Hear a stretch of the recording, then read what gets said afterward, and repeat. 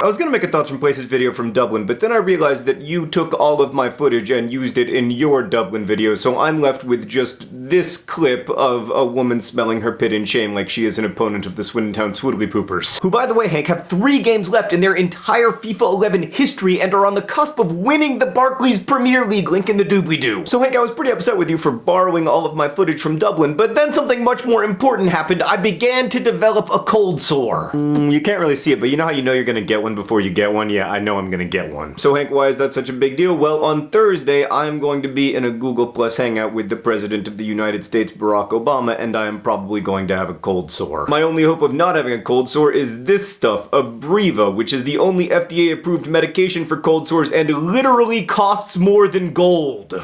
Wait, did you just say I was gonna be in a Google Plus hangout with the President of the United States of America?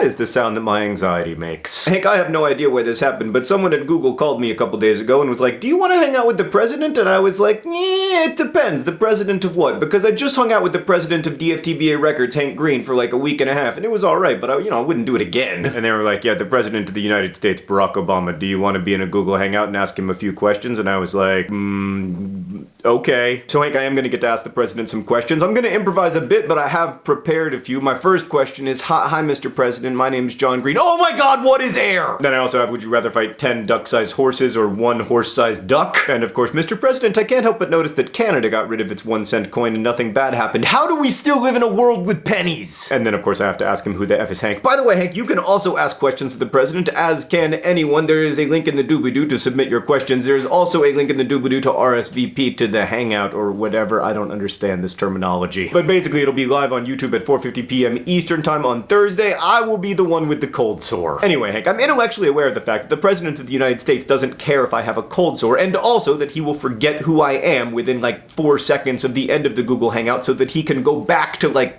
country running. But I am nonetheless extremely anxious about the cold sore and also every other facet of this interaction. And I saw a similar phenomenon, albeit on a much different scale, when we were on tour, because many people, when we met them, were very, nervous and self-conscious. Hank, we met more than 6,000 nerdfighters in 10 days, and I can say with authority that none of them had anything to be embarrassed about, but I know that many of them still felt embarrassed anyway. I also felt embarrassed. And that's kind of the inherent problem with meeting people you admire or whose work you really like. It will never be normal because you're always going to be hyper-conscious of everything that could go wrong. And if, say, you're President of the United States, you have those interactions with people every single day, Hank. Like, most of your interactions, even with your staff, are with people who are like, oh my god, that's the president, everybody be calm. That is the #1 reason why I would never want to be president. The #2 reason is that no matter how sensible your policy ideas, people only want to talk about ideology. And the #3 reason is that I get cold sores every winter, and if you're president, you can't hide. Hank, when the Eddie and I first started dating, she told me that when she was in 8th grade, she realized that everyone else was thinking about themselves as much as she was thinking about herself, and that therefore no one else had any time to think about her. This epiphany was one of the central reasons why Sarah was a relatively well-adjusted teenager. She realized that when she was like 13. I realized it when I'm actually still trying to internalize it. Hopefully it'll happen before Thursday afternoon, but regardless, Hank, I'll see you on Friday.